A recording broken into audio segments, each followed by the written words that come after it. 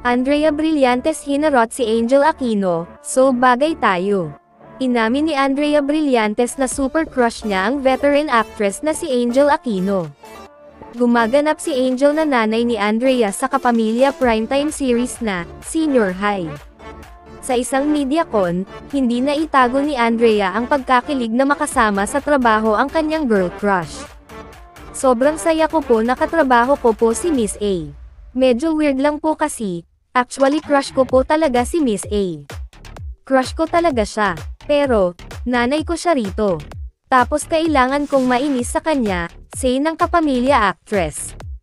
Binuhusan din ni Andrea ng mga papuri si Angel.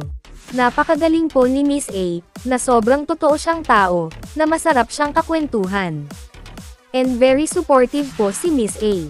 Kalog din po siya at nasa sakyan din niya ang kabaliwan ko sa taping.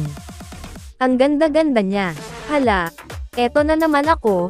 Of course, it's an honor po talaga na maka-eksena ang isang Miss Angel Aquino, dagdag pa niya.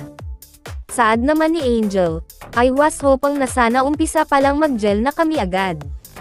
And thankfully, I was so relieved, kasi ang sarap niyang ka-eksena. Hirit naman ni Andrea, so bagay tayo Miss A.